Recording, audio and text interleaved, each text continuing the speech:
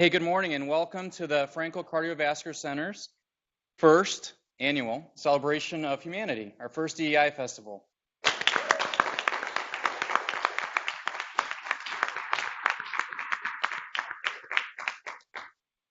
I'm actually not going to say too much, but there's a couple things I did want to say. One of the things is, what is our goal and our hopes or our purpose today?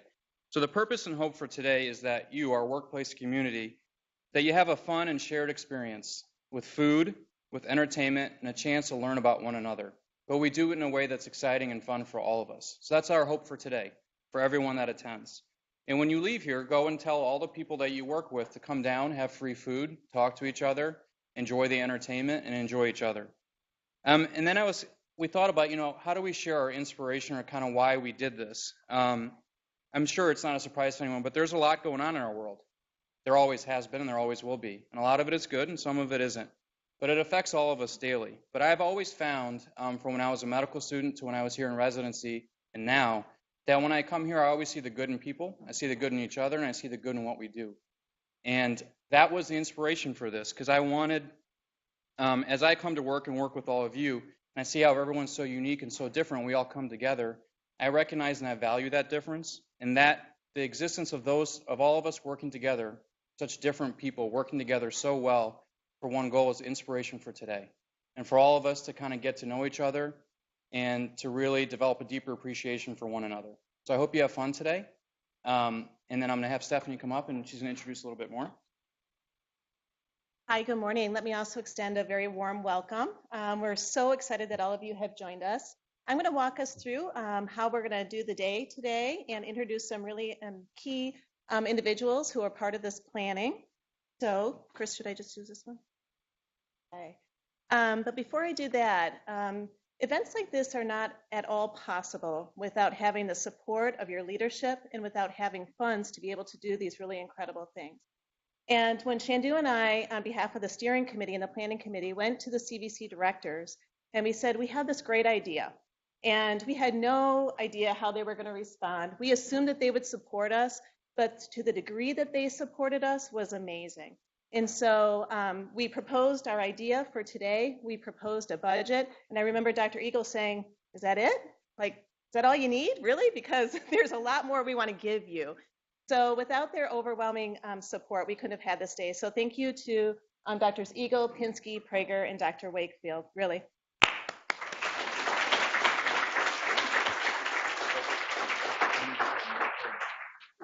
Okay, we have our subcommittee.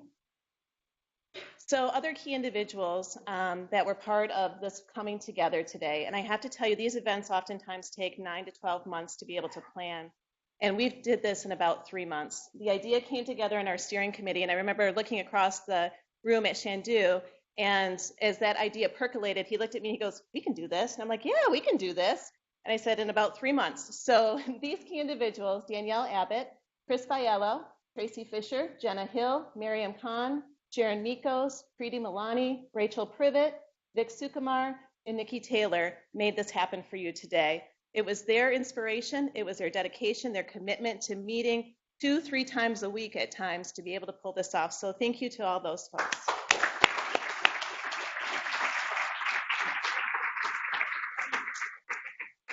So let me tell you a little bit about how today is going to go. Unfortunately or unfortunately, we have some inclement weather. So we have changed up our plans a bit. We were planning to be out on the green space outside of the CVC. We had a beautiful setup out there with a stage and all. But I'm actually kind of excited about today, about having it indoors, because we're all going to be together in really close proximity. And so you have the opportunity to get to know your neighbors really well.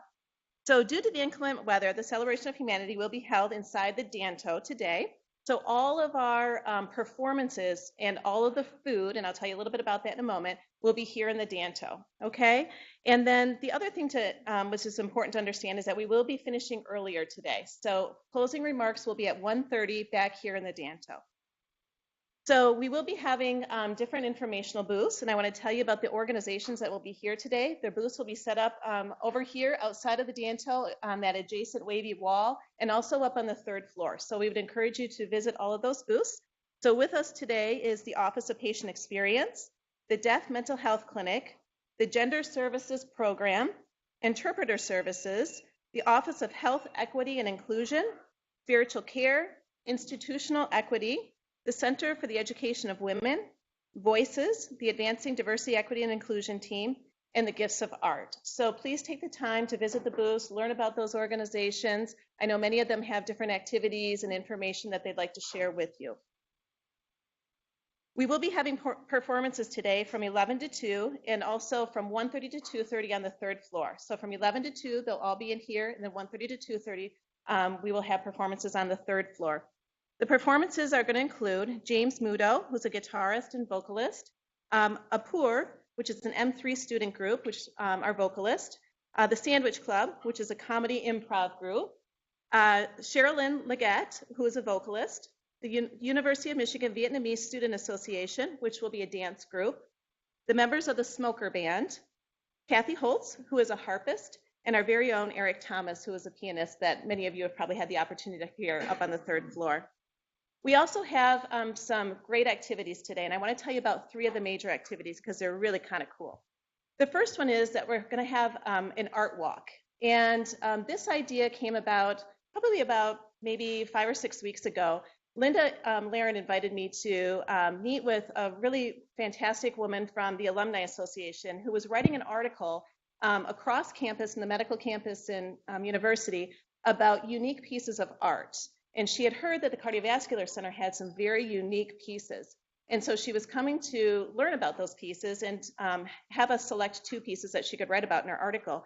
And so as Linda was telling the story about when they were planning the Cardiovascular Center, they had this really incredibly talented and passionate committee who was there to actually select the art that would be in the Cardiovascular Center. And as she started telling the history and sort of the backstories of some of these really unique pieces of art, I had no idea that I was walking among these really fine pieces every single day. And many of these artists come from very diverse backgrounds. So what we decided to do, I proposed this idea to the committee, and they were like, absolutely. So what we've done is we've selected 12 or 13 pieces of art throughout the Cardiovascular Center, all that are in public areas, and that you can go to and visit. And so we have their description, a little description about the artist, learn about them. You could take a selfie with the Snapchat, and then you can email it into us, and there's an opportunity for you to win some really great prizes. So, and you can do that over the next couple of days. We really designed today to be an activity or an event that you can drop into as your work schedule allows, and also that we can connect with our second and third shift folks too. So many of these activities will be going on over the next couple of days. Another activity that we have is there's a banner signing in the back, and I'm not going to steal Shandu's thunder because he's going to be talking with you in just a moment about the identity statement that we are proposing to all of you and asking for your commitment to. And then the last activity that I think is really cool is, hey, Peggy, you're in the back. Could you hold up those signs? You can take selfies with. You can write on there, diversity is, equity is, and inclusion is. And you can take group shots. And so we just want to really kind of promote and gather your thoughts about what you think diversity, equity, and inclusion is. Okay, so with that, Dr. David Brown is joining us. So I'd like to invite you to the podium.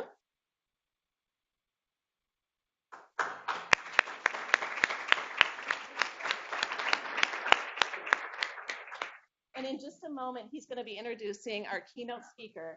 But I just wanted to introduce you and say if you had any opening remarks before you introduce Aaron. Thank you very much. So I'm David Brown. For those who don't know me, I'm the Associate Dean and Associate Vice President for Health, Equity, and Inclusion. I'm really excited about today's programming, and the Franklin Cardiovascular Center leadership have been exemplars in our diversity, equity, and inclusion efforts. I mean, today is a confluence of my life, pretty much. Diversity, equity, and inclusion, and the arts. So some of you may know that I'm also one of the founding members of the Life Sciences Orchestra, which is in its 20th season this year. So bringing together these 2 things is really important. And so I'm actually excited about the innovation of today, how we can talk about diversity, equity, and inclusion in so many different ways. And I'm also excited to introduce Aaron Dworkin because he's an inspiration to me and many others. Thank you.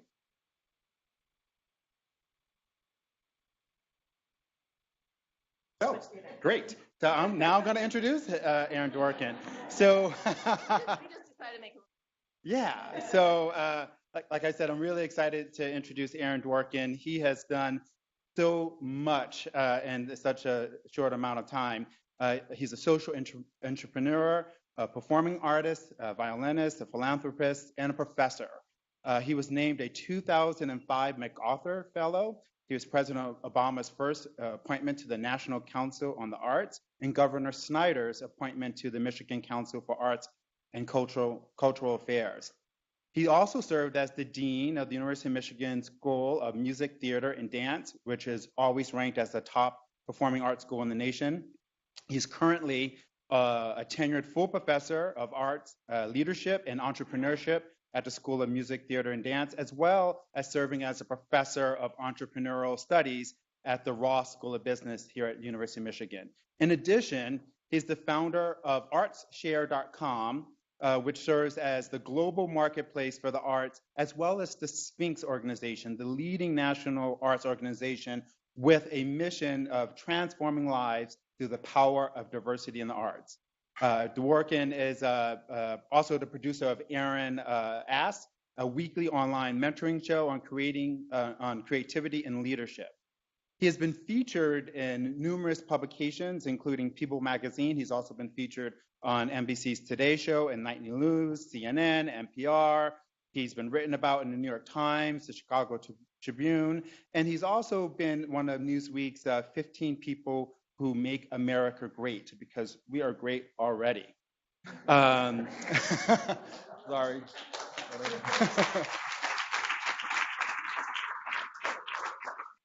Aaron personifies arts leadership, entrepreneurship, and community commitment with an unwavering passion for the arts, diversity, and their role in society. As the Dean of the University of Michigan School of Music, Theater, and Dance, he led a world-class faculty of 180 and a staff of 100 while administrating a budget of over 60 million. Additionally, as I talked about earlier, as the founder of the Sphinx, he created an internationally organization with a staff and faculty of over 50 and a budget of over 5 million that awards over $1 million in prizes and scholarships annually. The organization serves as a leading advocate for young people and diversity worldwide. Last year, I had the honor of going to one of the performances at Carnegie Hall, and it was an amazing experience and heart-fulfilling to see people of color on stage performing at the highest level. So with that, I hope that you join me in welcoming Aaron Dworkin to the Medical Center so that he can help us with the confluence of medicine and diversity in the arts. Welcome.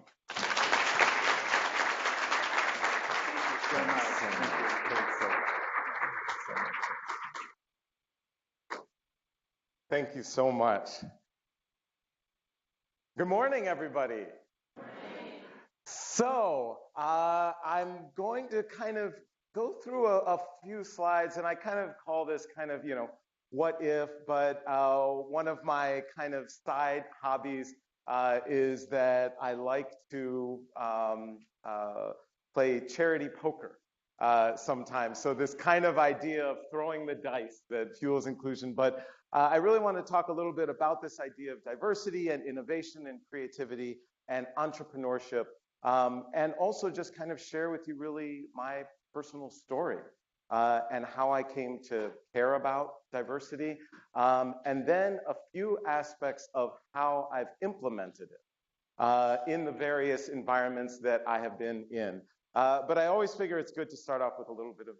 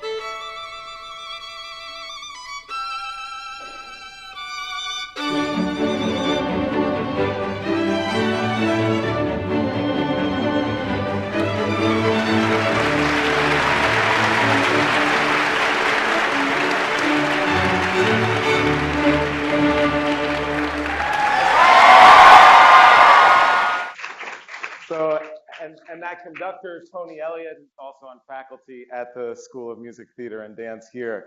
And so Randall went on, after winning Sphinx, to be able to study with Itzhak Perlman and eventually attend Juilliard in New York. So I think about this kind of idea of what if, and we talk about it again, building off of these ideas about diversity, innovation, creativity, and entrepreneurship. But I feel if we're ever going to talk about things, then I really need to start at the beginning.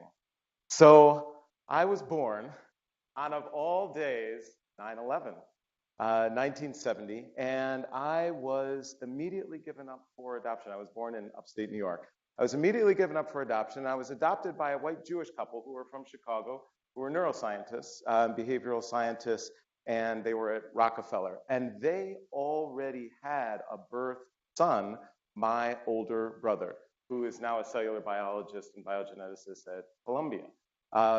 So I literally was the black sheep of the family, not only, you know, in terms of biology, but also I was always in arts, right?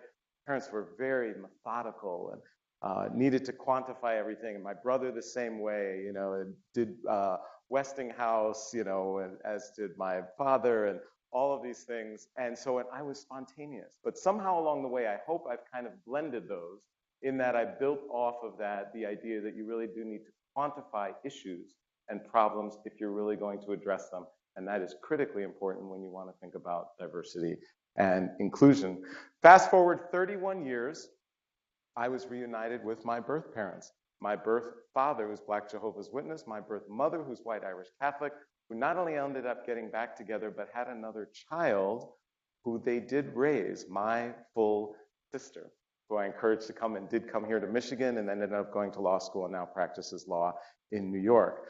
So basically, in the end, I am a Black, white, Jewish, Irish, Catholic, Jehovah's Witness who grew up with a big afro and plays the violin. So if you wonder why diversity in the arts, it literally is who I am. It's in my DNA. So in terms of kind of developing, right, I played the violin. I began playing at the age of 5 because my adoptive mother was an amateur violinist. I had a great opportunity to study with one of the great teachers, Vladimir Grafman. Developed, and then at the age of 10, moved from New York City. And my dad was an amateur photographer as well. Some of his photography was actually at Rockefeller. And then when I was 10 years old, moved to Hershey, Pennsylvania, because my parents were at the Hershey Medical School and Penn State's Medical School. And that was a drastic social change, right? Literally from Midtown Manhattan to a town at the time had one Black family and me. Big afro, playing violin, last name Dworkin, white brother, like this, it didn't fit. I didn't fit. And so I was intensely ostracized. And it really did draw me closer to my music. And ultimately, I was able to have the opportunity to go to the Interlochen Arts Academy. It was my introduction to the state of Michigan. And even though Interlochen wasn't that diverse, it was a lot more diverse than Hershey at the time. And even at that point, Interlochen cared as an institution about diversity. And after that, I initially started at Penn State, where I was concertmaster with Penn State Philharmonic, was there for a couple years. Then I actually took 4 years off where I got a lot of entrepreneurial experience and then came back to Michigan, where I finished up my undergraduate and graduate degrees. And of course, Michigan was an environment and a community which deeply valued diversity. And I remember, bless you, from the very first day when I came to the School of Music, Theater, and Dance, and the associate dean who led diversity efforts at SMTD was in his office, and I went to see him and sit down and say hi and to just talk, and I instantly felt welcomed. And that had a huge impact on me, especially coming back. I had been off for a couple years. I was a couple years older than my peers, and I was trying to find my way and really trying to understand myself in what is really a huge community that we have here at Michigan. And when I think about kind of my trajectory, I think about all of these things that happened in my life. I think about what if I wouldn't have been adopted. It just so turns out that 1970, the year that I was adopted, the only year in the history of our country where the number of interracial adoptions more than doubled. On average, it's only about 1% to this day. They're often discouraged by adoption agencies for a host of reasons that we could spend a day on. And I think about also the institutions that I went to. I think about Interlochen, I think about the University of Michigan, and I think about the fact that these institutions valued my presence. And that doesn't just mean that they cared about it and, well, isn't this nice, but they thought about retention. They thought about recruitment. They thought about the community in which I was going to develop my career. I credit Interlochen with literally saving my life, and I credit Michigan with building my life. And if the programs that were in place had not been, my trajectory simply would not have been possible. So I wanted to kind of share just a few stats with you. I'm going to share a few stats actually in the medical field as well, but I wanted to start in the arts because unfortunately we see across a lot of industries some similar aspects. But I wanted to give you a sense of what I was thinking about.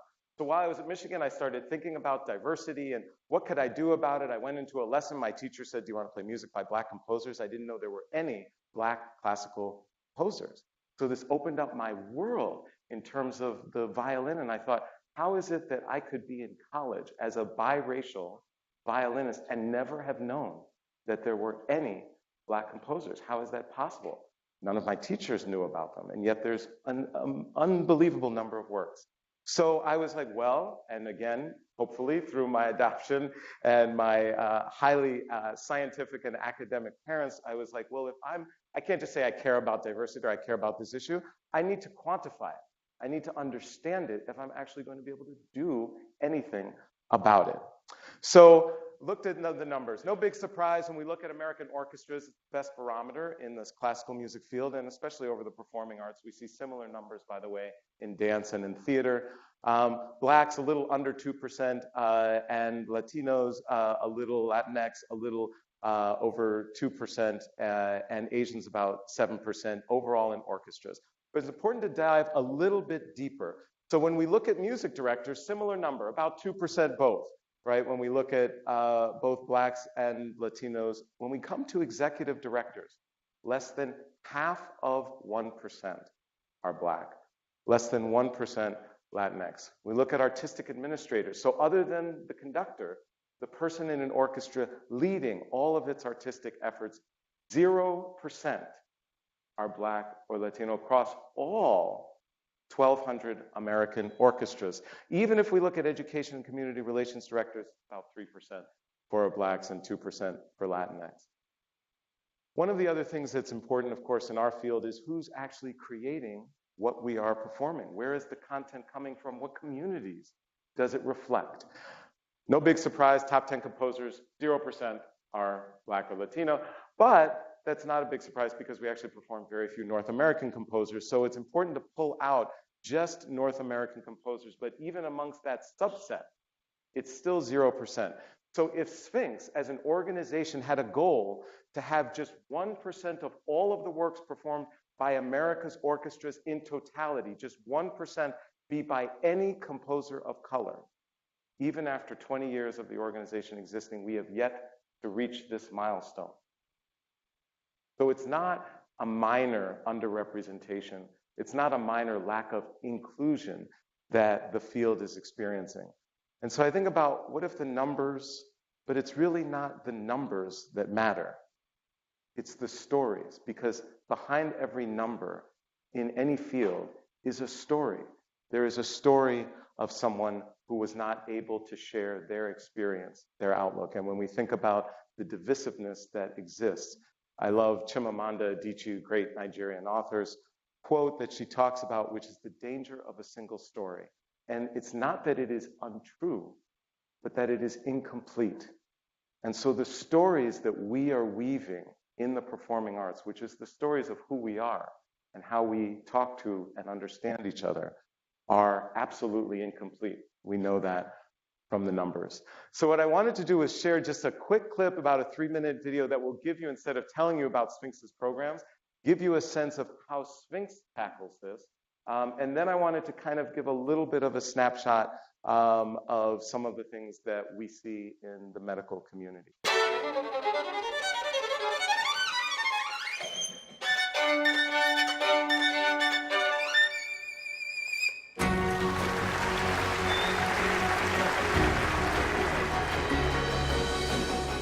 The perception that the talent isn't out there within communities of color is so deeply false in classical music.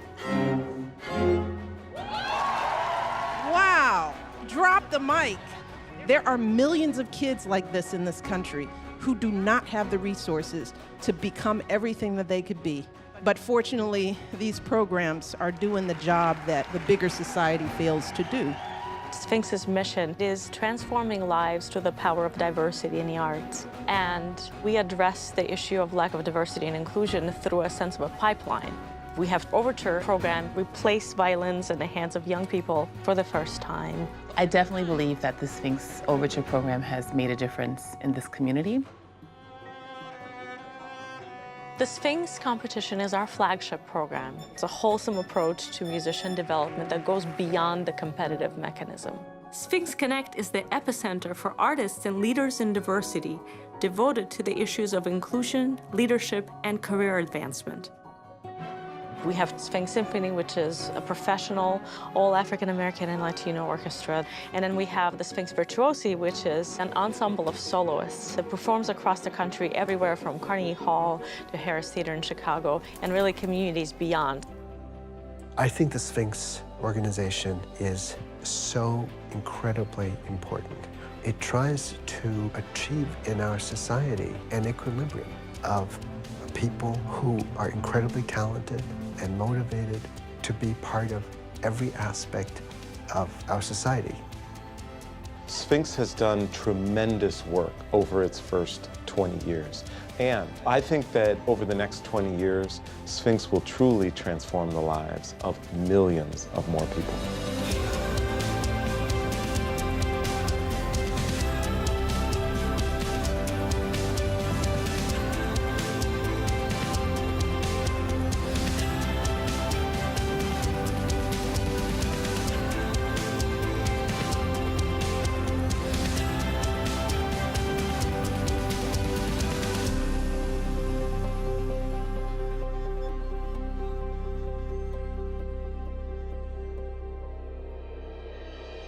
So that's the work that Sphinx has been able to do over the past 20 years. And I think about what if there had been no Sphinx? And I think about the impact in our field. And I think about the work that you're doing here now. And it is critically important, not just for our own institution, but for our field. And hopefully you saw in the video with Sphinx that there's a trajectory. Right? If you're growing up in Flint or Detroit, you put a starting on the violin, chances are it's probably a Sphinx program that is enabling you and empowering you to be able to do that. All the way up through to professional awards, recognition. And arguably one of the most important things that Sphinx does is serve as a catalyst for the field. So when you think about any of the service organizations, any of the umbrella organizations that we are all a part of in our fields, we can influence them. Prior to Sphinx's existence, the League of American Orchestras was doing pretty much nothing in this issue. And it had never even focused on diversity or issues of equity or inclusion at its national conference. And now it has held its national conference in Detroit and has focused on it and has developed its own national initiatives. And it is arguably the main priority of that organization to this day. So the impact that you can have across the field with initiatives is incredibly important. And ultimately, while you do change numbers and we look at systemically what's happening in our fields, behind every single number, every single statistic is a story, is a community. And I think that's really important when we think about that. And so when you are kind of embarking on this work, and especially coming in together at various points today, to touch base and to think about these issues and what they mean here at the center, I would ask you to think, what if you do nothing differently after this speech than you did before it? It's one of the things that I often talk about. It's great, you can kind of hear about things and maybe even get a little inspired, but the only thing that matters is what you do. If you just leave and go, well, that was nice and I felt good for a little bit, it won't matter. And it won't matter for a critically important field that all of you work within. Susan Scott is one of my favorite speakers. She has a great TED Talk, but she has this kind of, quote that I think would just be interesting to kind of think about, especially during this specific day, which is that our work, our relationships, and our lives succeed or fail one conversation at a time. While no single conversation is guaranteed to change the trajectory of your life, any conversation can. So speak and listen as if this is the most important conversation you will ever have with this person, because it could be, and participate as if it matters, because it does. I do not always succeed at this, at home or at work, but I strive for this ideal because it really does matter. And there have been extraordinary conversations that have changed the trajectory of my life. And I should add, too, that Afa is here as well with us. So after my presentation, if you want to talk with her, who serves as president and artistic director for Sphinx, I'm thinking about the importance of those conversations one at a time. And it was a conversation that we had, actually, as we were students here at Michigan, as I was founding Sphinx, and she became the first employee of Sphinx over 20 years ago. So I was thinking about just the overall field of cardiology, and of course it's separate from the arts, but there's been so many great tie-ins and so many aspects of connective tissue between Michigan medicine and the performing arts. But I wanted to kind of look and see, well, exactly where are things at? And I found it interesting that in certain areas within cardiology, there is a higher representation than in, say, orchestras. But unfortunately, there is a significant distance that does need to be addressed. So only 4.3% of trainees are African American and 6.3% are Latinx. Less than 10% of medical students and 3% of medical school faculty are African American. Less than 10% of the fellows in the United States are women. And cardiology ranks 36th of 44 specialties that were tracked in medicine for the percentage of women. This comes from the American College of Cardiology. And again, the numbers are important to think about and just understand and track and see how are we doing. But one of the things that really stood out to me was this quote that was pulled in terms of the conclusions from the Sullivan Commission on Diversity in the Healthcare Workforce. And they said, the fact that the nation's health professions have not kept pace with changing demographics may be an even greater cause of disparities in health access and outcomes than the persistent lack of health insurance for tens of millions of Americans. This work, the idea of DE&I, literally lives depend on it.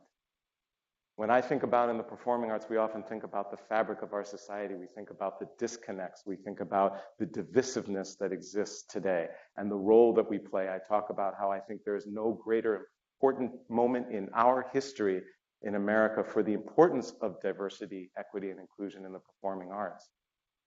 When I read this, and I think about all of the stories that we even talk about with many of the young people and communities and families who are part of Sphinx's programs, but who share their stories of experiences dealing with their healthcare challenges. It's literally life and death. And so I think it's so important that you're doing this work. It's incredible. And please share with all of your peers that it really does matter. We don't do these things because we're like, oh, this would be great, and we're Michigan, and we do things about diversity. We do it because it really affects people's lives. And in the case of effective programs and initiatives, potentially tens of millions of people's lives. Brene Brown says that there's no innovation and creativity without failure, period. So as you go about this work, and it's one of the things that I always think about in terms of having an entrepreneurial mindset, but that is that if you're going to do something new, if we look at a lot of those stats, and especially in the healthcare field, I've seen that a lot of them have been pretty static over a fair amount of time, similar to the performing arts. By definition, we have to do things that are new, because whatever we have been doing has not had a profound effect. It hasn't worked yet. And as we do that, there will be a failure rate, and we have to be understanding of that, and we have to calculate those risks, but take the necessary ones so that we can actually bring about a difference. And I think that's incredibly important, having this mindset of innovation. as well as entrepreneurship. I love quotes, so I just have a couple here before I close, but Albert Einstein says, strive not to be a success, but rather to be of value. And so whenever I thought about developing these initiatives that could impact initially the School of Music, Theater, and Dance, or just orchestras, and then the broader performing arts sector, I was not thinking about how can we build a successful program and what does that look like?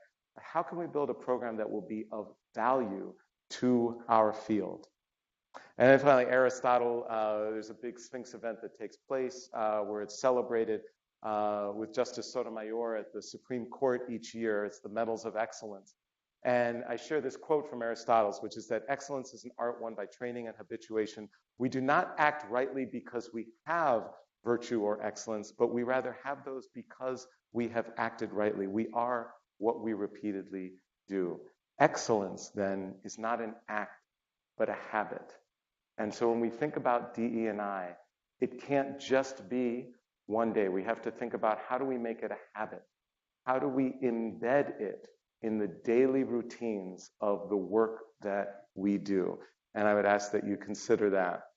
And so my hope is that my story will encourage each and every one of you to act entrepreneurially with a sense of innovation as you think about the ways in which DE&I can transform your own team, your own department, the center here, but also the entirety of your field. And imagine a future if you were the one who could determine if these things happen, because the reality is that you are. All too often I encounter people like, oh, well, that would be nice, but that won't be me. I founded the Sphinx organization when I was an undergraduate student here at the University of Michigan. Anyone in this room could build an initiative having the similar impact in the field of cardiology or anywhere in the field of medicine. It is not a, imaginary idea or thought. It's just that someone has to and will do it. So as I close, I like to kind of share this because I think this is critically important whenever we talk about these issues of DE&I. Sometimes there's some pushback to it. Sometimes there's a sense of, well, how do we go about this? And I just want to share with all of you that one of the ways that I approach it, which I did just for my presentation here, is Aristotle's forms of persuasion, right? When you think about it, ethos, logos, and pathos. So first, right, you have to share your character. What is the ethos of what it is? You have to share who you are. That's why I started with my personal story. Logos, you have to share the logic and reason. That's why I shared data, information. So we have to know, is this actually something important? What actually exists? What are the facts surrounding what it is that we are trying to address? And then finally, the pathos, the emotion. And that's why I ask the what if. What would our world look like? What would your department look like? What would your daily life look like? What would our healthcare industry and field look like if we were to do something powerful and transformative? So again, what if you choose to experience this speech a little differently and evolve how you value these issues? And what if you take just one thing, hopefully, that I've shared that you think, you know what, this is relevant. We could take this and build on it and change a part of your own work. And what if you use innovation and entrepreneurship within the context of a center? That's what I'm always thinking about. When I was served as dean, I was thinking, how can I look at this entity entrepreneurially? How can I look at our school entrepreneurially? How can I look even at our university in that way? And what if you take what simply are just words and actually make them tangible? My last quote that I wanted to share with you a number of years ago, this is Patrice Jackson. She was a finalist, winner of Sphinx. And we were in Atlanta for a big conference, and Coretta Scott King was there, Martin Luther King's widow. And she performed before her. And Mrs. King came up to me afterwards, there's tears in her eyes, and she was telling me about the role that music played in her and Martin's life. They met at the New England Conservatory of Music, where she was getting a degree. And he grew up with a piano, and so music played a huge part in the role of the movement. And it makes me think of course, one of his very famous quotes, which is that change does not roll in on the wheels of inevitability, but comes through continuous struggle. History will have to record that the greatest tragedy of this period was not the strident clamor of the bad people, but the appalling silence of the good people. Our lives begin to end the day we become silent about things that matter. And I submit to all of you, this work that you are doing, especially through this inaugural celebration, taking a day to delve in, to come together, to talk about these issues, and I think ideally to inspire, to serve as a catalyst for permanent systemic change in your field, this work matters. And I applaud all of you for this incredible work. And thank you so much for inviting me to be here with you today. Thank you.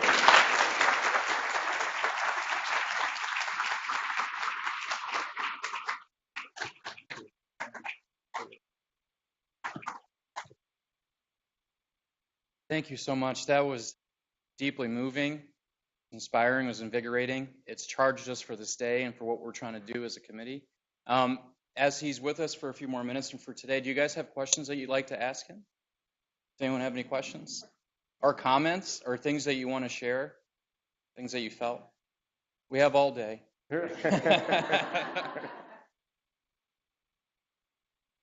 Did any of what I shared resonate? Yes.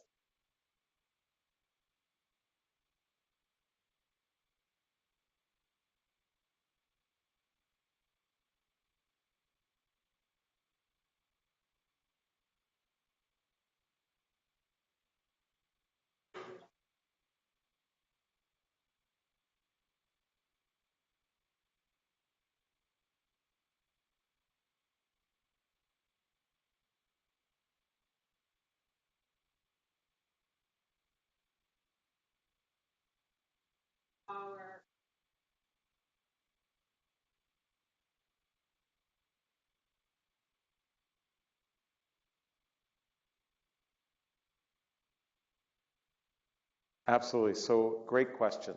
So Pragmatica, there's some of the a little bit more obvious things, but thinking about the standard recruitment and retention and what initiatives are in place already and what things could be done. Are there things that have been done in other fields that have helped to create a difference in those ways? And I would say as well, with that sometimes when we're part of a grand university, sometimes when we want certain initiatives, getting that ball rolling can be a little challenging.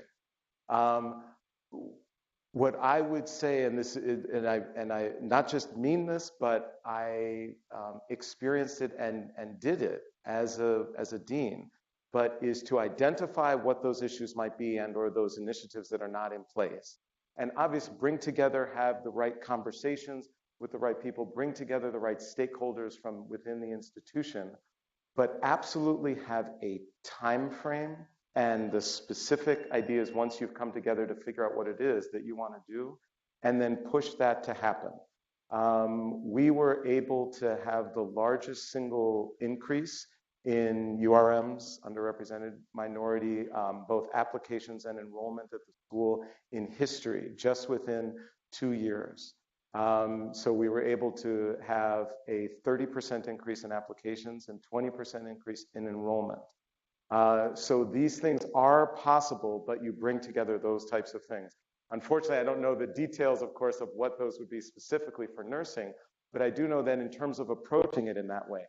Separate from that, I think looking at the field and understanding that in many areas, certainly this is the case in the performing arts, we have a smaller initial pool that we're working with. So how do we build the pool? And that's why you see Sphinx working not just at the professional end and with the national competition and all the awards and the professional orchestra, but literally putting an instrument in the hand of a young person for the first time. So what would the equivalent of that be? And is there one place to start? Because the reality is if you did something where you built a program and it was in Ypsi or in Flint or in Detroit or any local community, and it worked in terms of developing young people into the profession and building that diversity that way, then the field will replicate. We are great at replicating things that we know already work. We're not so great at being the initial builder of something to see if and test if it will. So those are at least just a couple of thoughts in terms of building that. And also, sometimes an organization or a field is at the point where simply the conversation isn't happening yet. And in that case, then I would say it's absolutely just critical to make sure the conversation starts. And in that, I would very much make sure that diversity it feels good to me, probably because it's literally in my blood. But it's, the fact that it feels good is not enough. So making sure right from the outset you show, this is why this is important. This is why this is no joke, and why significant resources. It was so amazing when it was shared that the leadership, of the Frankel Center was like, this is of importance, it's of value, it needs to be supported. And that's the reality of resources. One last thing I'll just mention on that is that orchestra. So in the early days of Sphinx, I'd walk into an orchestra and say, oh, you need to care about diversity and all that. And they were like, yeah, no, anyone can show up for our auditions. People of color don't show up, it's not our fault. 1% of our ranks are, of color. What are we gonna do about it? But we care about it. I said, okay, you care about it. So how much do you spend on it? All right, and so that was one of the initial first big questions that I posed to orchestras. What percentage of your budget is in any way engaged in anything related to DE&I or related to recruitment or anything like that? And then I was actually able to pull up historical examples of going back to Leonard Bernstein and the New York Philharmonic of ways in which he actually reached out to the Congress of Racial Equality and to other organizations at the time to try and build recruitment and development of people of color for the auditions for the New York Philharmonic. They are in many ways doing things more than orchestras today. So I definitely think while having good, thoughtful conversations, bringing everyone on board, but if it does reach a point where you feel like you need to call people to task in an appropriate way, then that is what needs to happen because the issue is too important. Great question. Thank you for that question, and thank you for your answer. And that is actually the perfect plug for the Frankel Cardiovascular DEI Committee. So that's what we're there to help you with. That's literally what we want to do. So afterwards, we can talk and we can meet and come up with a plan to help you kind of achieve that goal. But thank you for that question. Let's get one more round of applause for our speaker. Great. Thank you.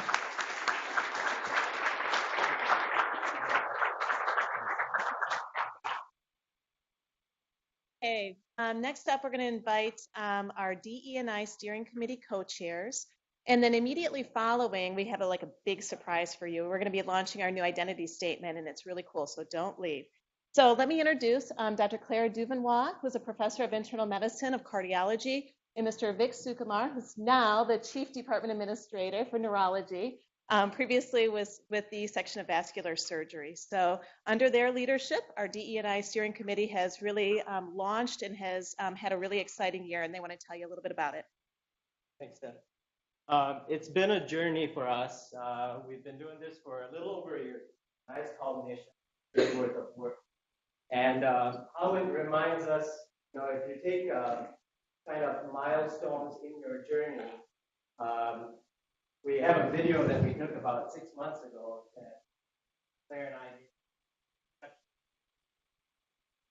thoughts on where the committee was going and our update. I want you to see this video and then.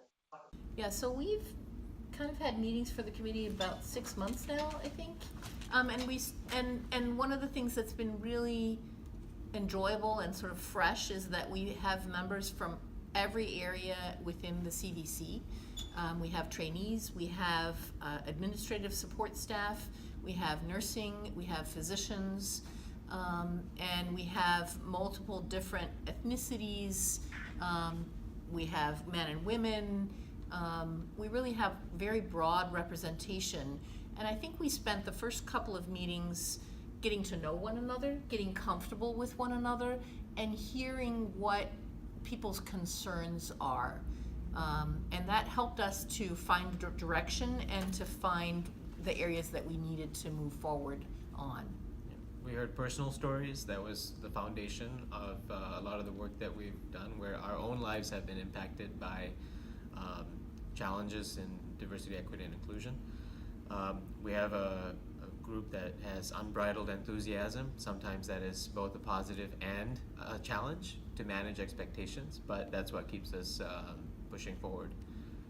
And there are those of us who are really action driven and want to see results right away. That doesn't always happen with a committee like this. I think we've realized that we need to do sort of incremental steps to get culture change across the CVC. We do have action items that we're working on. We've submitted grants in order to be able to do some, what's the right way to put it, signage and publicity around DE&I. We want to be able to create a culture of inclusiveness, a culture where both our employees, our staff, our faculty, and our patients feel welcomed and supported, and also recognize that we have standards and that we have a culture of respect and inclusivity that everyone needs to promote and support.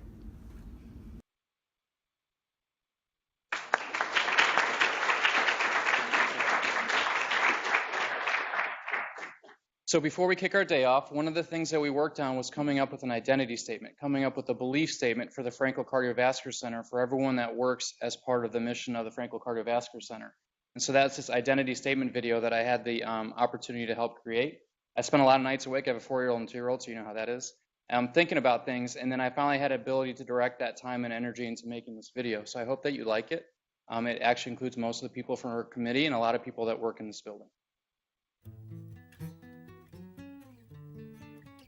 We at the Frankel Cardiovascular Center believe that delivering the very best heart and vascular care in the world can only be achieved through a culture of respect for one another and by celebrating the diversity of our patients, their friends, and our workplace community.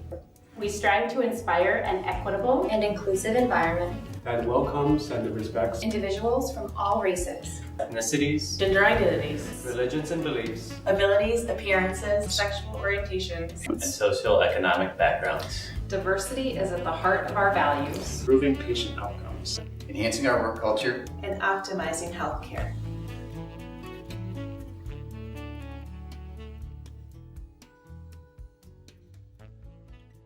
We actually had this translated into 5 different languages, and that's going to be playing in the background while I kind of recap what we're going to do today.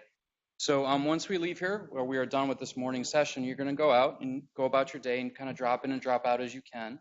On the 3rd floor, as Stephanie mentioned, there's multiple booths from different organizations that are here to spend their day and kind of talk to you. And then the next big thing is we have lunch. We have food from Luna Tacos, Jamaican Jerk Pit, Amos, Siam Square. And during that time, we'll have performances from a variety of performers that she went through. And to close the day out, we'll have donuts and cider because it's the fall time almost in Michigan. And we'll have some closing remarks in here. So I look forward to seeing all of you today. I hope you have fun with each other. Hope you have fun learning about each other. And thank you for this morning.